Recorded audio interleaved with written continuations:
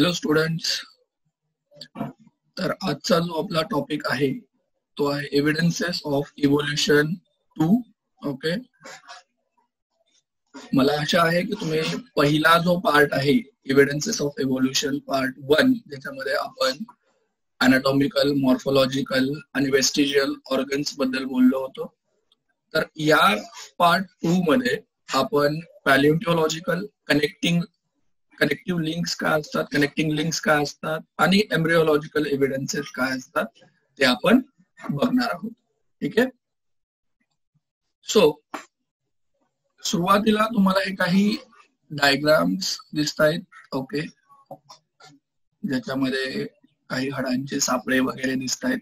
Okay, so हे जे आहेत हे आहेत फोसिल्स. ठीक आहे, they are some fossils. So ज्याचाच स्टडी आपण पॅलिओन्टॉलॉजिकल एव्हिडन्सेस मध्ये करतो.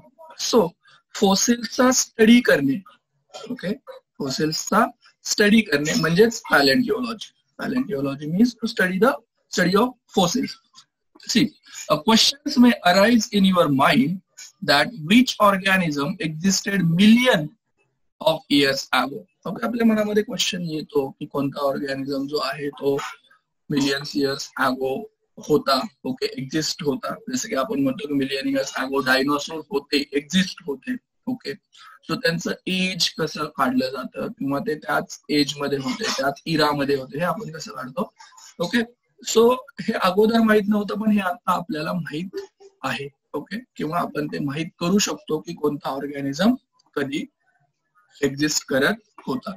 So now this secret has been hidden in the earth. So large number of organisms get buried due to the disaster like flood, earthquake, volcano, etc.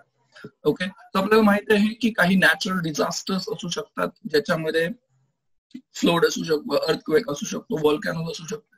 So याच्यामुळे खूप सारे organisms काय होतात, जमिनीखाली दबले जातात. ओके, जमिनीखाली दबले जातात किंवा मरण पावतात आणि मग त्याच्यावरती ते जमिनीखाली तसेच राहतात.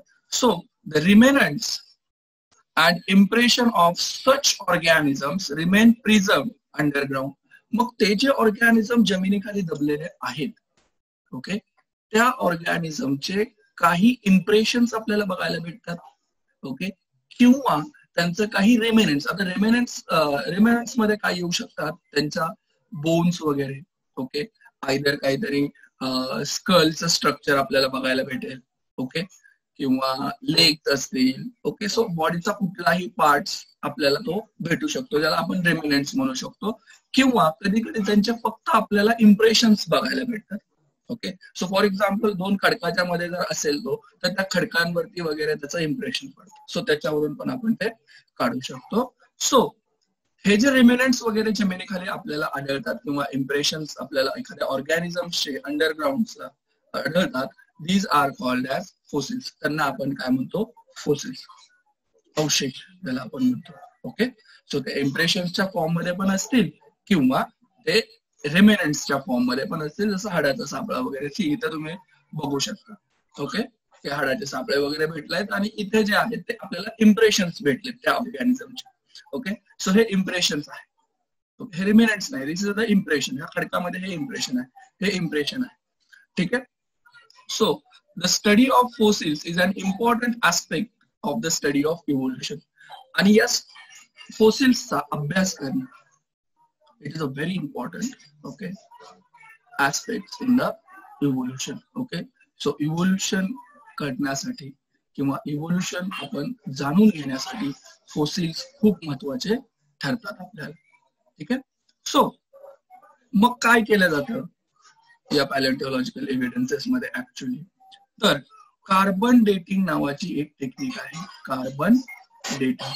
या कार्बन डेटिंगच्या मदतीने आपण काय करतो की त्या फोसिल्सचं एज काढतो की काय एज असेल किंवा कोणत्या इयर मध्ये तो एक्झिस्ट करत असेल. ओके, सो हे काही सायंटिस्टचं इंट्रोडक्शन आहे ज्याच्यामध्ये कार्बन डेटिंग जे आहे, basically this methods was first discovered by the Willard Libby okay, आणि त्यांच्या या कामासाठी त्यांना नोबेल प्राइज पण भेटलेला आहे 1960 मध्ये for this invention. Okay, so carbon dating जे आहे basically this is depends on the radio active decay of the naturally occurring C14 carbon. Okay, so C14 जो आहे तो कार्बनचा आयसोटोप आहे. ओके, सो त्याच्याबद्दलच आपण आता बघणार आहोत की कार्बन डेटिंग ऍक्च्युअली असतं काय. तर carbon consumption of animals and plants stops after death, and since then only the decaying process of C14 occurs continuously. बघा, ज्यावेळेस एखादा ॲनिमल किंवा एखादा प्लांट लिव्हिंग स्टेट मध्ये असेल, ओके, जिवंत असेल, तर तो रेग्युलरली काय करत असतो, कार्बन कंझ्युम करत असतो. सो आपण पण रेग्युलरली कार्बन कंझ्युम करतोय. ओके, सो कुठल्याही फॉर्म मध्ये आहे ते, फूडच्या फॉर्म मध्ये आपण कार्बन घेतोय, न्यूट्रिएंटच्या फॉर्म मध्ये. सो कार्बन आपण कंझ्युम करतोय. प्लांट्स पण आहे जे कार्बन डायऑक्साईड घेत आहेत फोटोसिंथेसिस करण्यासाठी, सो ते पण काय करतात, कार्बन कंझ्युम करतात. ओके, सो C14, आता तुम्हाला काय की C14 काय आहे, तर C14 जे आहे, तर C14 हा कार्बनचा काय एक आयसोटोप आहे. ओके, जो नॅचरल कार्बन आहे, ओके, तो आहे C12. तो काय आहे, C12. आता हे 12 आणि 14 काय असतं तुम्हाला माहितच असेल. ओके, सो ज्याला आपण काय म्हणतो, atomic mass number. Okay, atomic mass number. आणि हा जो खाली 6 आहे that is called as atomic number. Okay, so तो जो प्रोटॉनचा नंबर असतो न्यूक्लियस मध्ये, प्रोटॉनचा जो नंबर असतो त्याला आपण ॲटॉमिक नंबर म्हणतो. आणि ॲटॉमिक मास जे आहे ते proton plus neutron. So atomic mass जे आहे ते चेंज होऊ शकतं. कशामुळे चेंज होऊ शकतं, जर एखादा न्यूट्रॉन कमी झाला किंवा जास्त झाला तर त्याच्यामुळे ते चेंज होऊ शकतं. सो C14 हा एक आयसोटोपच आहे. ओके, आयसोटोप्स आपण कशाला म्हणतो, okay, same atomic number but different atomic mass. Okay, atomic मास जे असतं ते डिफरंट असतं, त्याला आपण आयसोटोप्स म्हणतो. ओके, सो C14 पण हा एक ॲटॉमिक आयसोटोप आहे कार्बनचा. सो मग हा नॅचरली अकरिंग आहे. C14 पण आपल्याला नेचर मध्ये बघायला भेटतो. ओके, याचा जो रेशिओ असतो C12 आणि C14 हा रेशिओ कॉन्स्टंट असतो. ओके, हा रेशिओ जो आहे तो कॉन्स्टंट असतो. सो C14 जो आहे आपण इथेच बघूया. C14 हा आहे रेडिओ ऍक्टिव्ह. ओके, ज्याला आपण अनस्टेबल कंपाऊंड पण म्हणूया, जो की अनस्टेबल आहे, रेडिएशन इमिट करणार आहे. C12 जो असतो तो नॉन रेडिओ ऍक्टिव्ह असतो, ज्याला आपण नॉन रेडिओ ऍक्टिव्ह म्हणू शकतो. आणि हा स्टेबल आहे, याच्यामध्ये काही चेंज होत नाही, हा स्टेबल असतो. ठीक आहे, सो ज्या वेळेस एखादा ऑर्गॅनिझम डेड होतो त्यावेळेस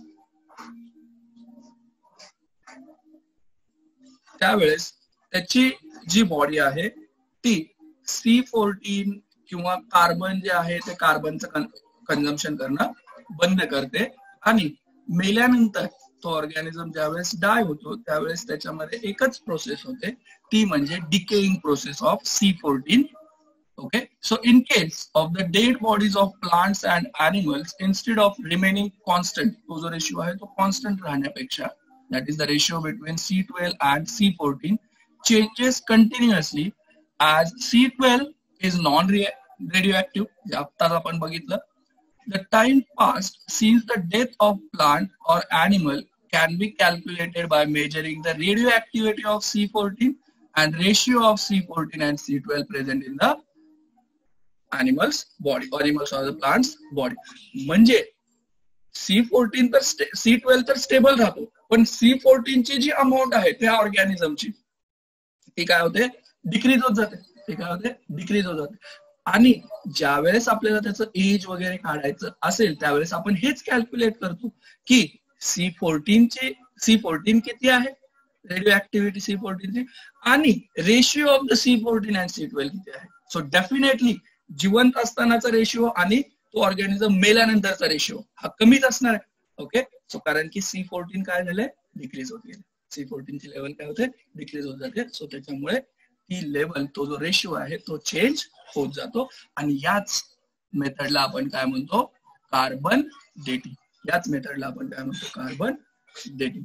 so it is used in paleontology and anthropology for determining the age of human fossils and manuscript.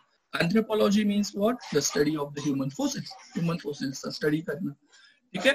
So हा पॅलेंटिओलॉजी मध्ये पण याचा कार्बन डेटिंगचा यूज केला जातो, तसंच अँथ्रोपॉलॉजी मध्ये पण याचा यूज केला जातो.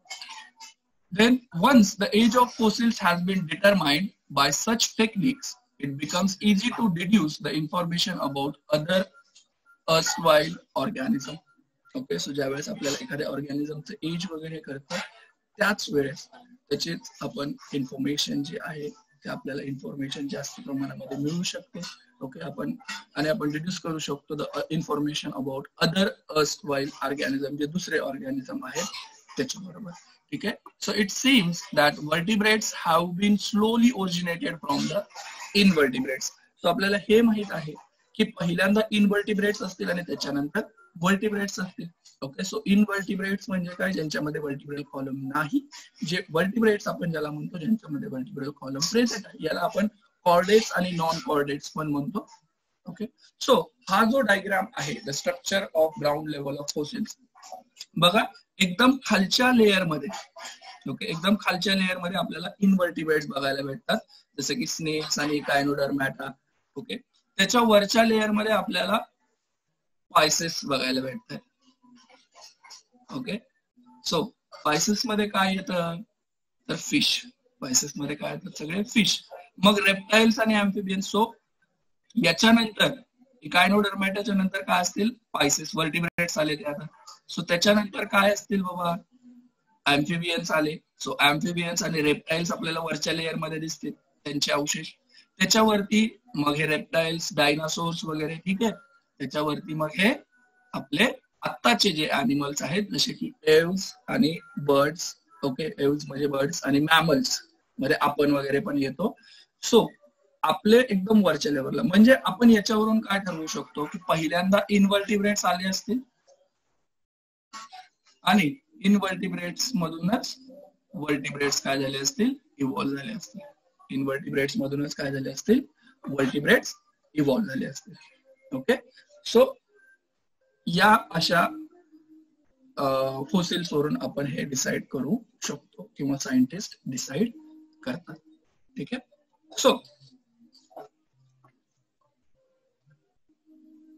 आता आपण बघणार आहे कनेक्टिंग लिंक्स काय असतात. Okay. Connecting links. So connecting links म्हणजे बघा, लिंक आहे, लिंक आहे एक लिंक जी की कनेक्ट करते. आता काय कनेक्ट करते इथं, तर दोन अॅनिमल्स किंवा प्लांट्स ग्रुपला कनेक्ट करण्याचं काम.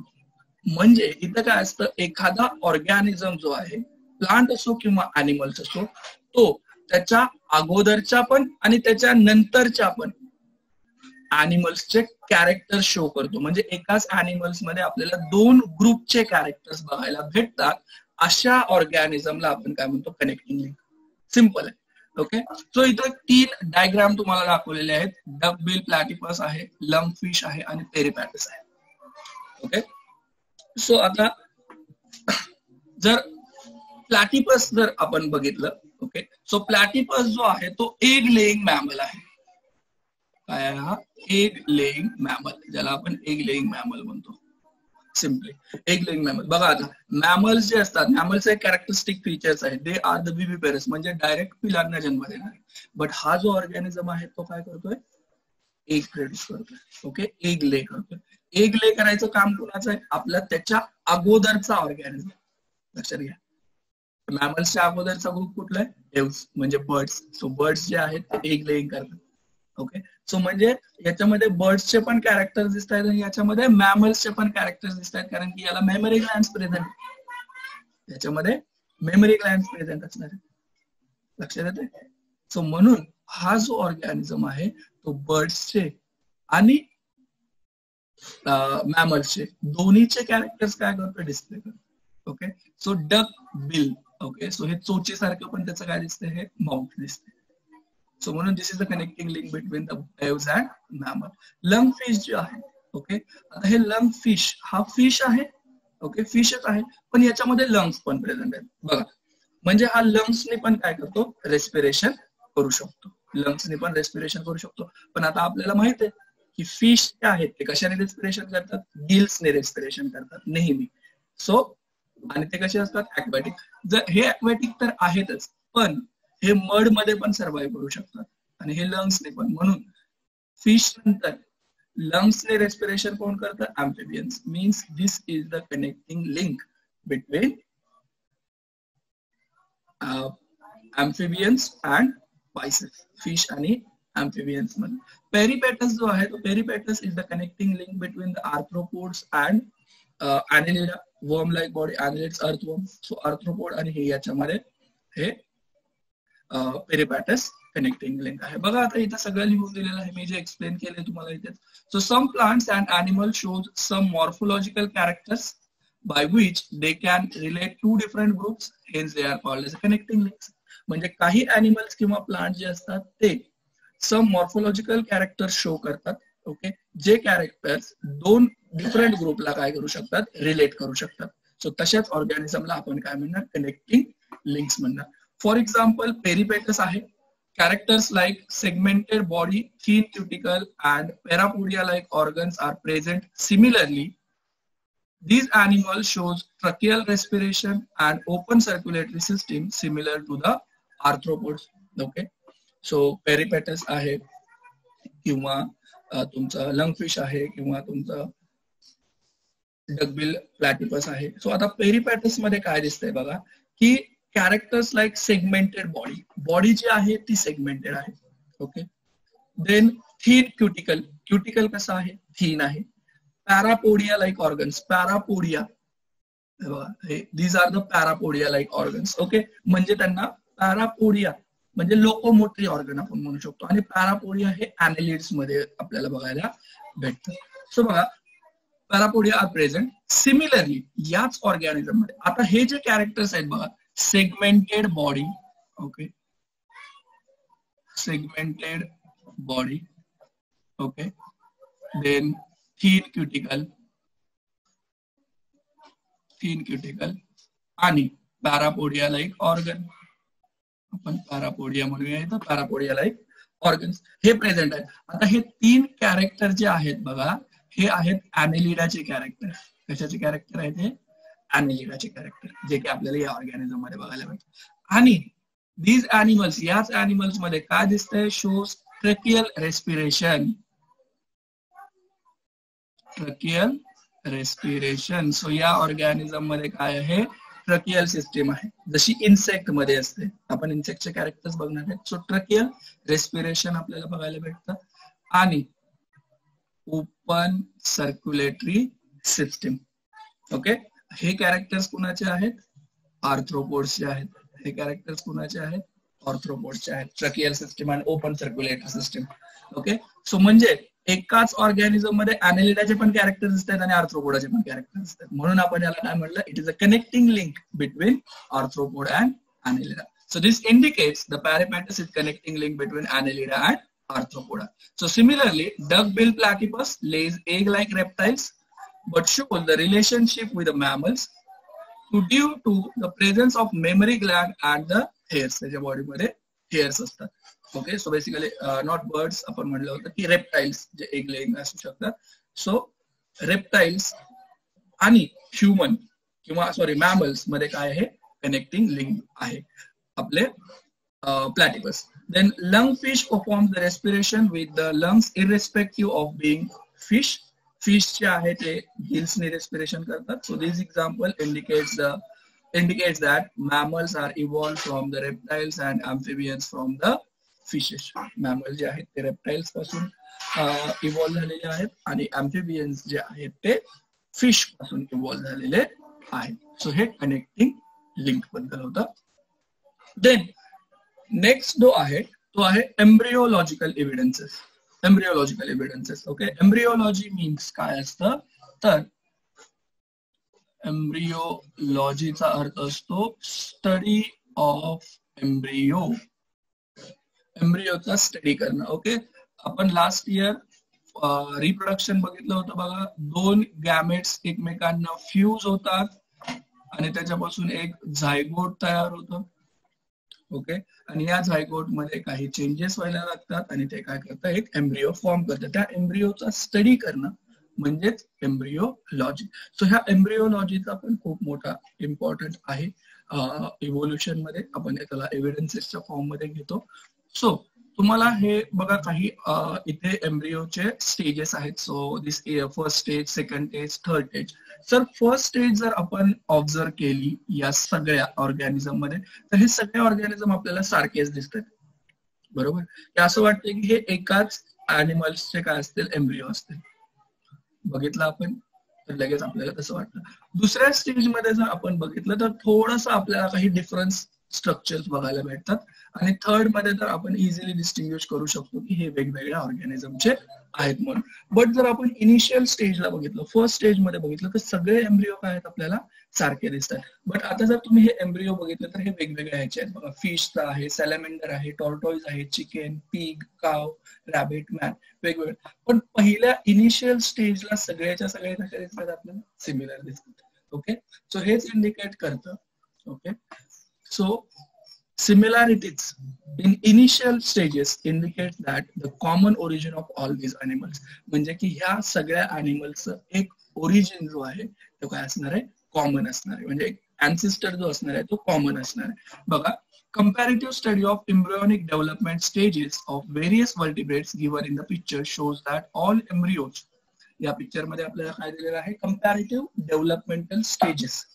ओके. वर्टिब्रेट्स आहेत हे सगळे. काय शो करतात ते, extreme similarities during the initial stage. Initial stage मध्ये खूप जास्त आपल्याला सिमिलॅरिटीज बघायला भेटते फर्स्ट स्टेज मध्ये.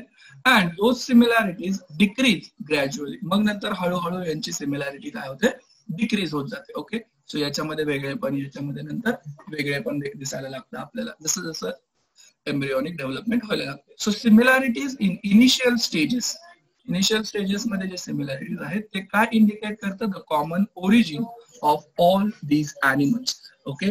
आपण हे क्लिअरली सांगू शकतो किंवा सायंटिस्ट क्लिअरली सांगतात की यांच्या एम्ब्रिओ मध्ये जी इनिशियल स्टेजला सिमिलॅरिटी आहे याच्यावरून आपण असं सांगू शकतो की या अॅनिमल्सचे जे अँसेस्टर असतील ते कॉमन अँसेस्टर असेल. म्हणजे एक कुठला तरी कॉमन अँसेस्टर असेल, त्याच्यापासूनच मग हे सगळे ऑर्गॅनिझम्स काय झाले असतील, इव्हॉल्व झाले असतील. ओके. म्हणजे फिश पण इव्हॉल्व झाले, सॅलेमेंडर पण इव्हॉल्व झाले, टॉर्टॉइज पण इव्हॉल्व झाले, चिकन, बर्ड्स पण इव्हॉल्व झाले, पिग असतील, काव, रॅबिट, मॅन, हे सगळे काय झाले असतील, एकाच कॉमन अँसेस्टर पासून इव्हॉल्व झाले असतील. सो हे सगळे होते आपले एव्हिडन्सेस. ओके. सो या चॅप्टर मधले आपण सगळे एव्हिडन्सेस आतापर्यंत बघितलेले आहेत. जर अजून कुणाला काहीही क्वेश्चन्स वगैरे असतील तर तुम्ही प्लीज कमेंट सेक्शन मध्ये टाकू शकता. ओके. मी त्याचं लवकरात लवकर त्याचे आन्सर्स देईलच. ठीक आहे. आणि अजूनही तुम्ही चॅनलला सबस्क्राईब केलं नसेल तर प्लीज सबस्क्राईब द चॅनल बायोगी. ओके. Thank you very much.